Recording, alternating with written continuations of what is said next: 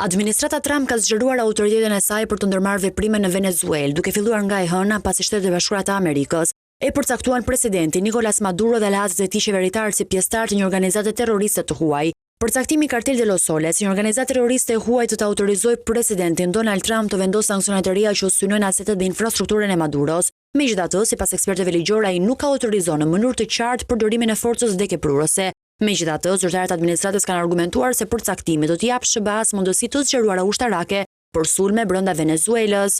Cartel de los Soles përfshin një rrjet të decentralizuar të grupeve venezueliane brenda forcave të armatosura të lidhura me trafikun e drogës, son ekspertët. Presidenti venezuelian ka mohuar gjithmonë çdo përfshirje personale në trafikun e drogës dhe qeveria e tij ka mohuar vazhdimisht ekzistencën e kartelet të dyshuar, të cilin disa ekspertë sugjerojnë se teknikisht nuk ekziston në kuptimin konvencional. Përcaktimi vjen ndërsa ushtria amerikane ka grumbulluar 10 anije luftarake dhe 15.000 trupa në rajon si pjesë e asaj që Pentagoni e ka quajtur operacioni Shtiza Jugore.